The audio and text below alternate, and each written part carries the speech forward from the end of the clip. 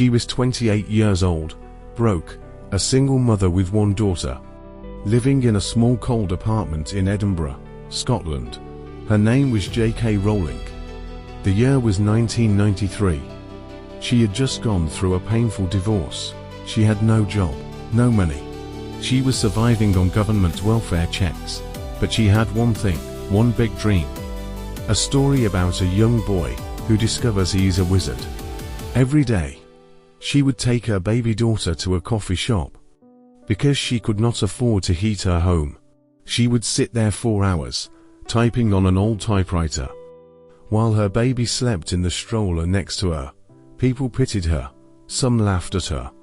She was fighting depression, fighting poverty, fighting doubt. But she never stopped writing, not for one single day. By 1995, after 5 years of hard work, the book was finally done. Harry Potter and the Philosopher's Stone. She was so hopeful.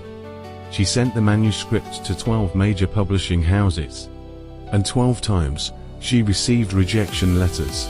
One publisher said, "Children do not want to read about wizards." Another said, "This is too long. No one will buy it." The last one wrote, "Get a real job.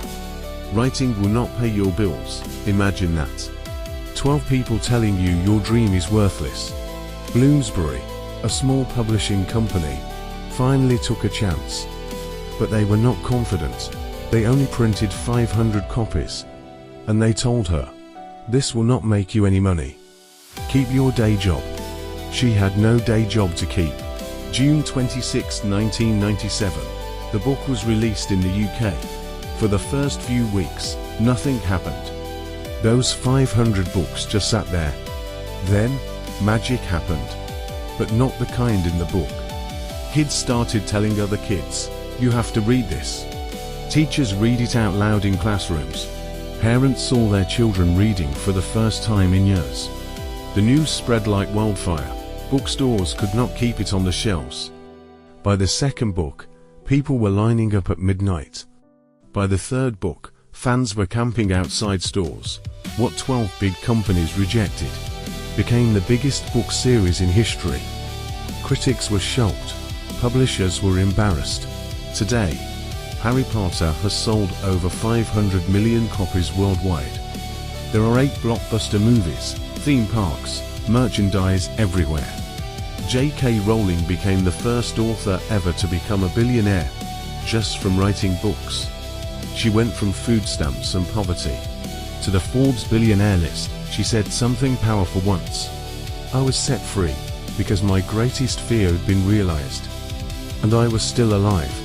And I still had a daughter I adored. And I had an old typewriter and a big idea." Her message to the world is simple. Failure is not the opposite of success. It is part of success. Rejection is not the end. It is just redirection. So if you are struggling right now, do not quit. Because your Harry Potter moment might be one try away. If this story inspired you, hit that like button. Subscribe to Anifta for more stories of struggle and success. And comment below, what is your dream that you will never quit on?